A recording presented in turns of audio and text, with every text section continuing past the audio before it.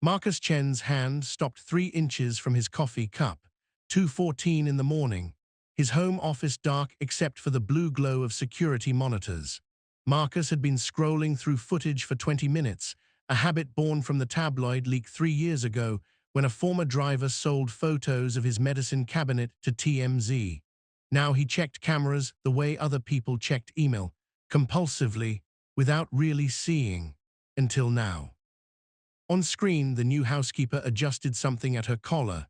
Marcus zoomed in, his breath caught. A pendant, wooden, crudely carved into the shape of a bird, a cardinal, with one wing shorter than the other.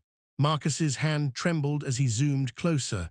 The red bead eye, the uneven feathers where a dull knife had slipped, the leather cord dark with age and wear.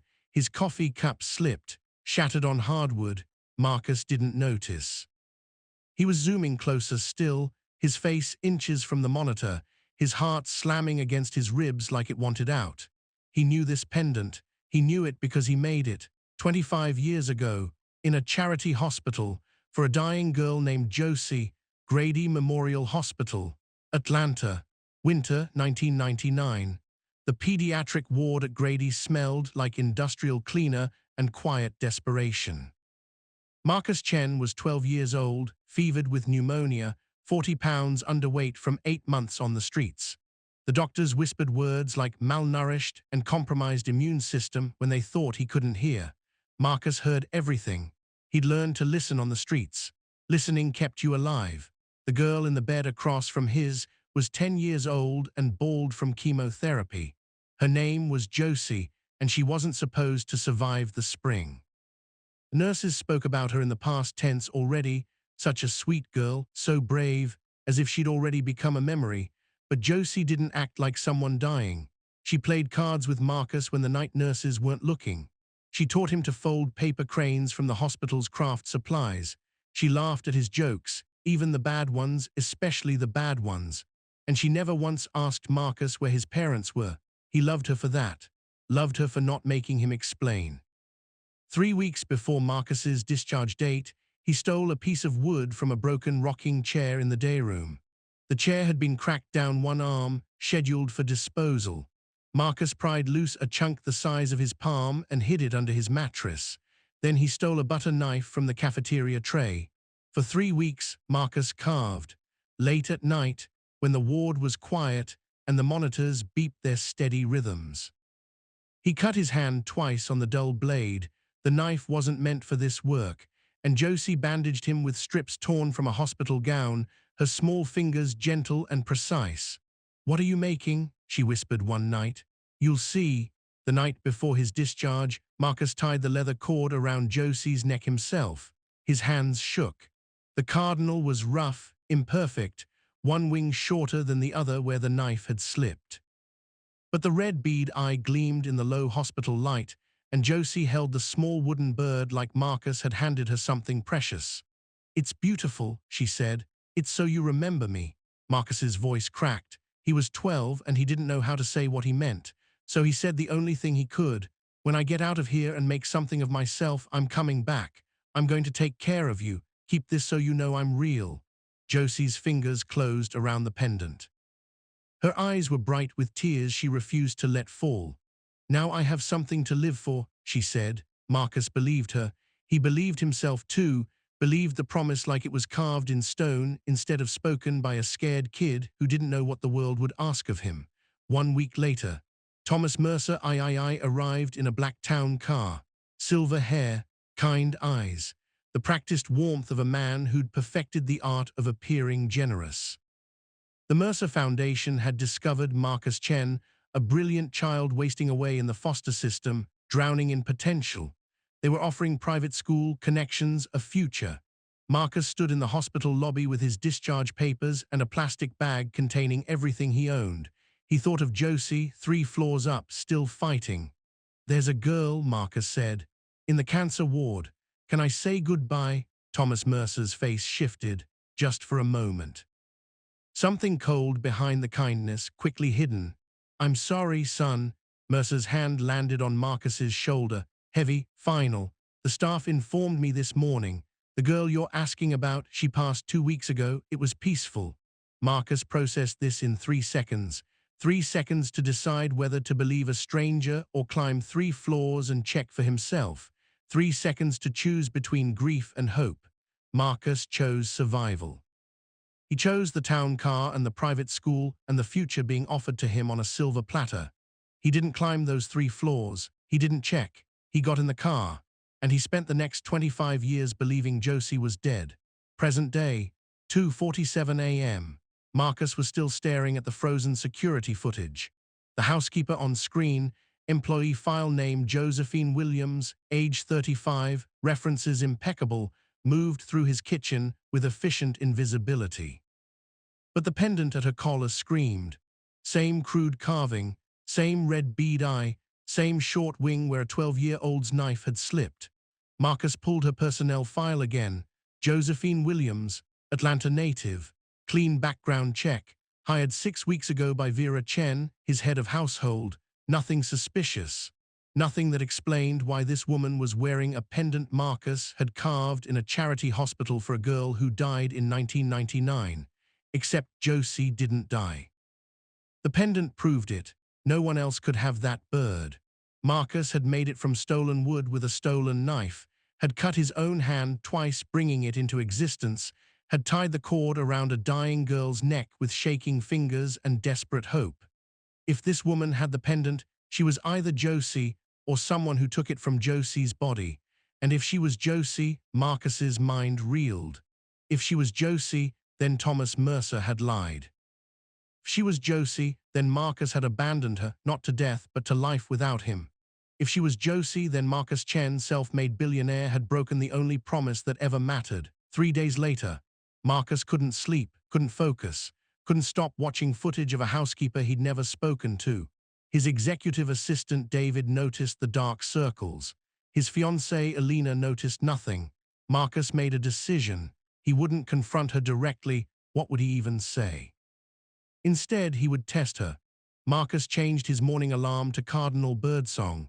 The sound, bright, sharp, unmistakable, carried through the house's speaker system at 6 a.m. Then he pulled up the security feed and watched. On screen, Josie entered the kitchen. The birdsong filled the room. She stopped mid-motion, dust cloth in hand. Her right hand rose slowly to her throat. Her fingers closed around the wooden pendant, her eyes shut. She stood frozen. 5 seconds, 10, 20. Marcus counted. 47 seconds, nearly a full minute. Then Josie opened her eyes, smoothed her uniform, continued cleaning as if nothing had happened. Marcus watched those 47 seconds on repeat, 10 times, 20, 30. A coincidence would take 1 second to dismiss. A random birdsong wouldn't make anyone freeze for 47 seconds with their hand pressed to their heart. But a birdsong that reminded you of a promise, a cardinal's song that called back to a wooden bird carved by a boy who swore he'd return, that would stop you cold. That would send you spiraling through 25 years of memory in 47 frozen seconds. Marcus set down his coffee cup. His hand was trembling. She knew. The birdsong meant something to her. The pendant meant something. And if the pendant meant something, if the birdsong meant nothing, she would have ignored it. If she didn't know Marcus lived here, she wouldn't have flinched at a cardinal's song. She knew. The question was, what was she waiting for? And the harder question, the one Marcus couldn't answer at 2 in the morning with his hands shaking and his heart hammering. If she had been waiting for 25 years, if she had been alive and wearing his pendant and hoping he would come back, what gave him the right to speak to her now, 1 week after the birdsong test? The Buckhead Estate Kitchen. 7:14 a.m. Marcus placed the bowl on the counter himself. Crystal, filled with red glass beads. His hands trembled as he arranged them. The beads were identical to the ones from the Grady Memorial Craft Kit. He'd found a supplier online, ordered 300, spent 2 hours selecting the 12 that matched his memory most precisely. The bead in the cardinal's eye had come from that kit. Marcus remembered choosing it. Remembered holding up bead after bead to the hospital window, searching for the exact shade of cardinal red. Josie would know if she was Josie. Marcus retreated to his office, pulled up the kitchen camera, waited. Josie entered at 7:23. She moved through her morning routine with quiet efficiency, wiping counters, checking supplies, adjusting the placement of a fruit bowl by 3 inches. Her uniform was pressed. Her hair was pulled back. The pendant hung at her collar, dark wood against white cotton. Then Josie saw the beads. Her hand stopped mid-reach for a dishcloth. Marcus watched her face cycle through recognition, confusion, and something that looked like pain. Josie approached the bowl slowly. She picked up a single bead and held it between thumb and forefinger. Then Marcus stopped breathing. She lifted the bead to her collar and pressed it against the pendant's eye. Comparing, measuring, remembering. The bead in her fingers was the same color as the bead in the cardinal, same size, same deep red that caught the morning light. Josie held the comparison for 11 seconds. Marcus counted every one. Then she replaced the bead exactly where she'd found it, adjusted the bowl's position by a 1/4 inch. Continued cleaning. She never looked at the camera. She didn't have to. She knew he was watching. 3 hours later, Marcus's study. Vera Chen closed the door behind her with the careful deliberation of someone about to change everything. Marcus looked up from his desk. Vera had worked for him for 12 years. She'd helped him navigate the transition from Mercer Foundation prodigy to independent adult.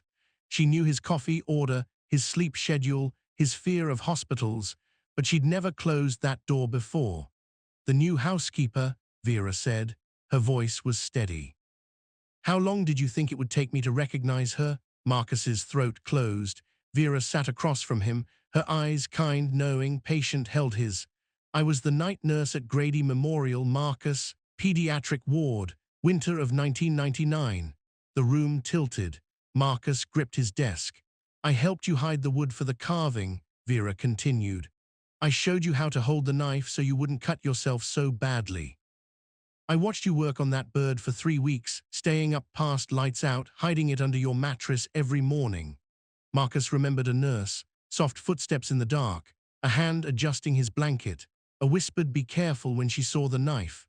"I cried," Vera said, "when I watched you give it to her, that little girl with no hair and too much hope.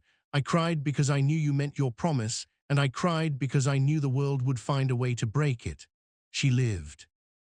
Marcus's voice cracked on the words. "She lived. She survived the spring, then the summer, then the next 25 years. Vera leaned forward. "And she never stopped wearing that bird." Marcus couldn't speak. The words had left him. "I recognized her the moment I saw her application," Vera said. "Same face, same name, same pendant in her interview photograph." She paused. "I hired her anyway." "Why?" Vera stood, walked to the door, turned back. "Some doors need to be opened, Marcus. Even when we're afraid of what's behind them." She left. The door clicked shut. Marcus sat alone with the weight of 25 years of unearned grief. 4 days later, Marcus's study, 2:47 p.m. The photograph was a calculated risk. Marcus pulled it from his Grady Memorial records, a group shot of the pediatric ward, holiday 1998. 12 children arranged in front of a sad Christmas tree. Marcus was in the back row, thin and hollow-eyed. Josie was in the front, bald and beaming, her new pendant visible against her hospital gown. He left it on his desk, face up, impossible to miss. Then he retreated to watch. Josie entered his study at 3:15 p.m. for her scheduled cleaning. She dusted the bookshelves. She straightened the curtains. She approached the desk. Her hands found the photograph. Marcus watched her lift it with both hands, cradling the paper like something fragile. Her thumbs moved across the surface, tracing one face, then another, her own, his. Her right hand rose to her collar, fingers closed around the pendant. The small wooden bird looked different now, not just evidence, but testimony. 25 years of wear had smoothed its rough edges. 25 years of faith had made it sacred. Josie was crying. Silent tears traced down her cheeks. She made no sound. Her shoulders didn't shake. She simply stood in his study, holding a photograph of 2 children who should have died, crying for everything those children had lost. 2 minutes, 2.5, nearly 3. Then Josie placed the photograph exactly where she'd found it. She wiped her face with the back of her hand. She finished cleaning the study. She never mentioned the photograph. She never asked why it was there. And Marcus finally understood. The realization struck like lightning. Josie wasn't a mystery he was solving. She was conducting her own investigation. She knew who Marcus was. She had known before she applied for this job. His face was on magazine covers, in news articles, on the Forbes list she probably saw every year while wondering what happened to the boy who promised to return. She came to his house to find answers. Not confrontation, not demands, just observation. Josie was watching Marcus the way Marcus had been watching her, testing him, leaving clues to see if he would notice. Waiting to discover whether the boy who carved her a cardinal still existed inside the billionaire who employed her. She had been testing him from the beginning.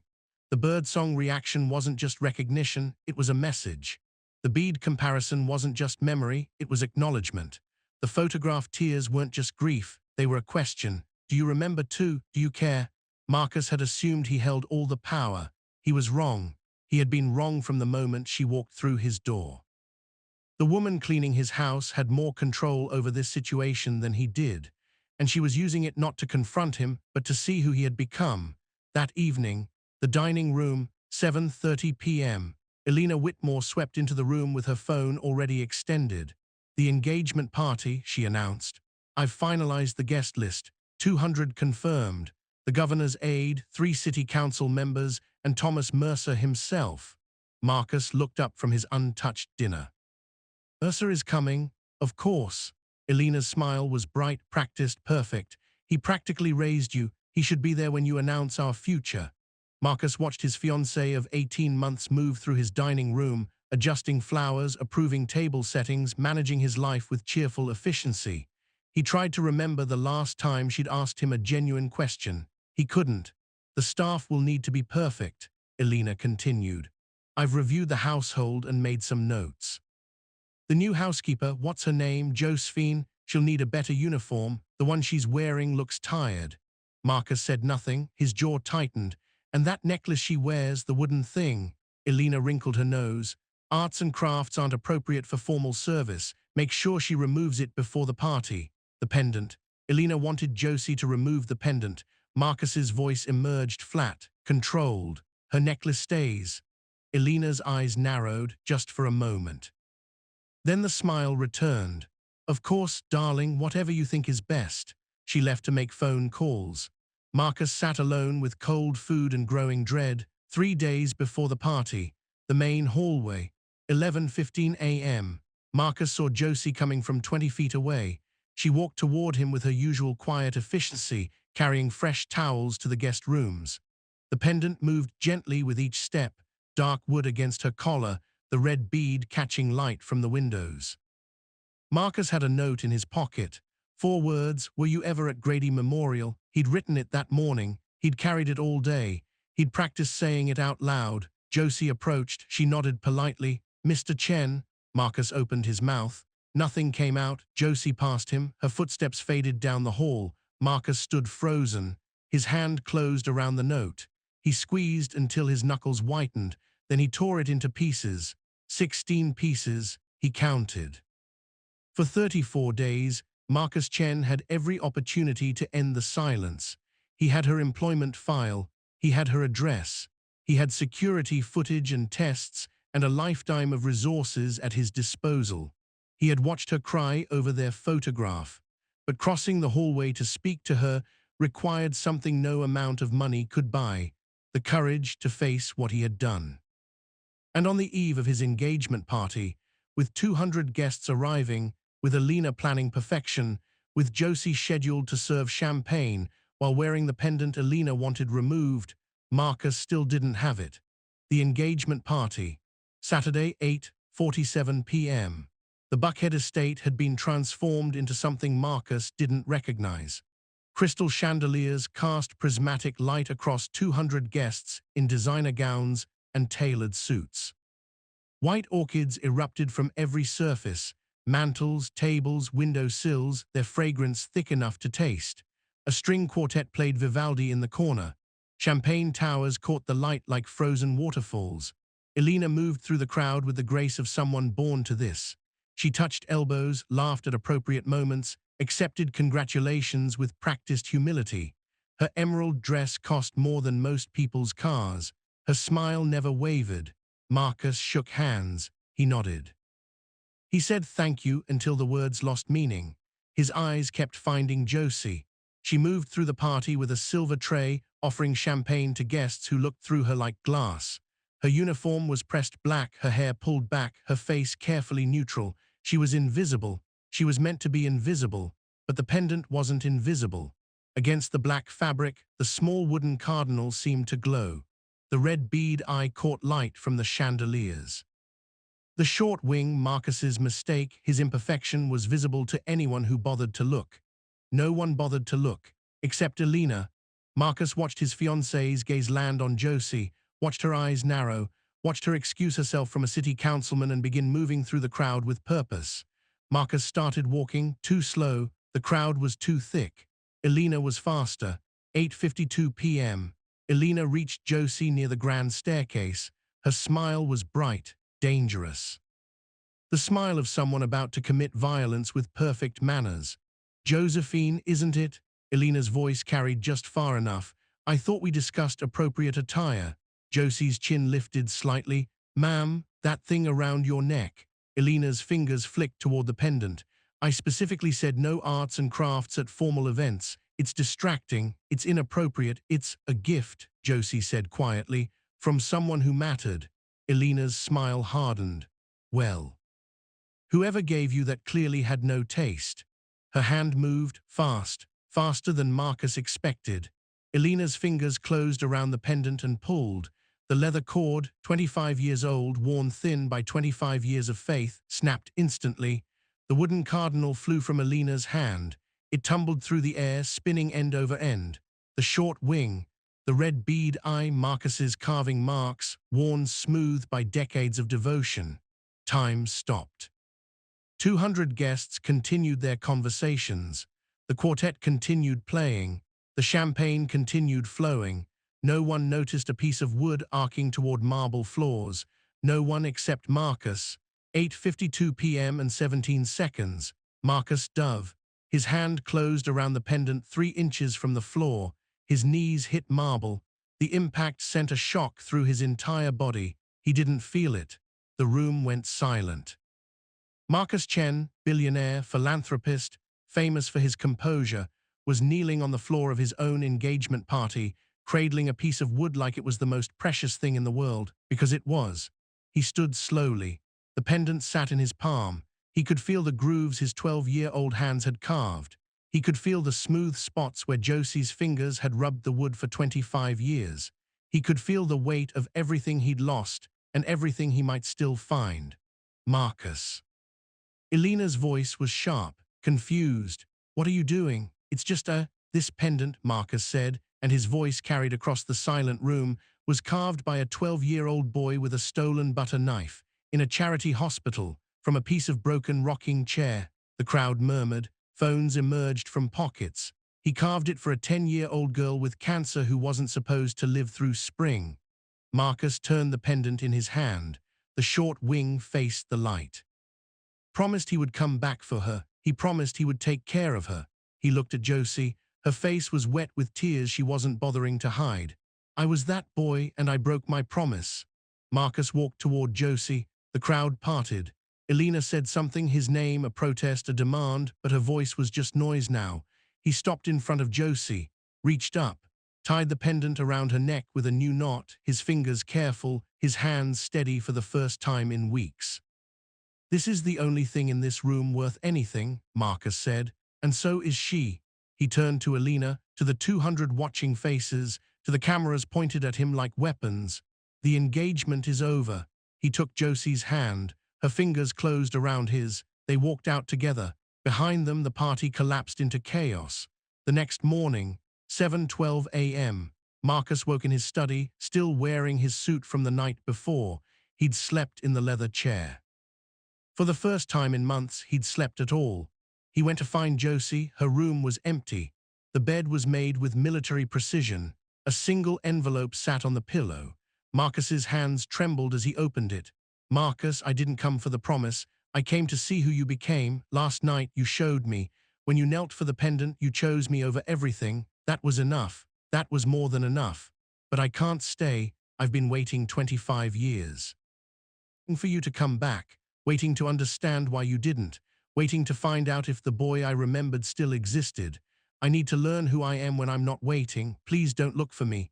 Josie Marcus read the letter 3 times, then he reached for his phone. 3 days later, a small apartment across town. Josie opened the door. She didn't look surprised to see him. I asked you not to look for me. I know. Marcus stood in the hallway. Can I come in? She stepped aside. The apartment was small, clean, temporary. On the kitchen counter sat the photograph from Marcus's hospital records, 2 children in front of a sad Christmas tree. She'd taken it when she left. Why are you here? Josie asked. After everything, Marcus took a breath. 10 years ago I hired investigators to find everyone from the Grady pediatric ward. Josie went still. I found them, all of them. I funded their lives, scholarships, medical bills, housing, anonymous. They never knew it was me. He paused. The next words were the hardest he'd ever spoken. I never searched for you. Because you thought I was dead? No, Marcus's voice cracked.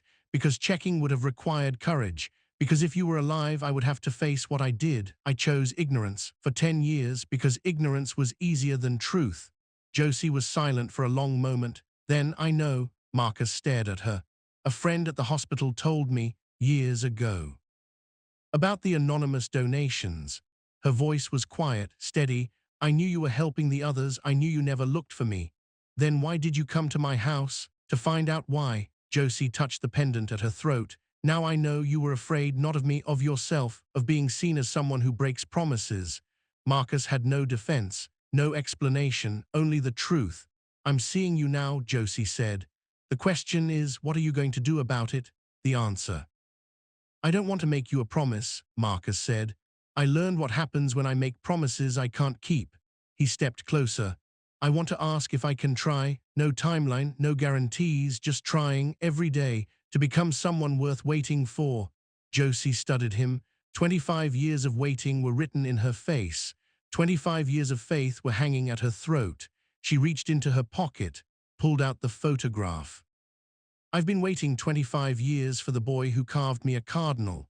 She held the photo between them, 2 children who should have died, who didn't, who found each other anyway. I think I can wait a little longer to see who he becomes. 6 months later, a new apartment, a balcony overlooking Atlanta. Marcus sat at the kitchen table with a block of wood and a carving knife. His hands remembered more than he expected.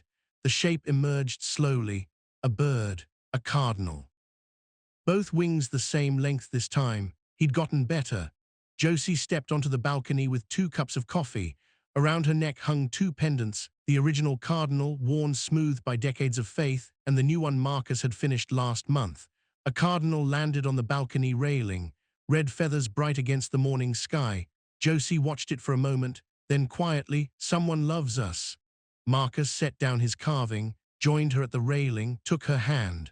I know, he said. I'm sitting right here. They watched the bird together.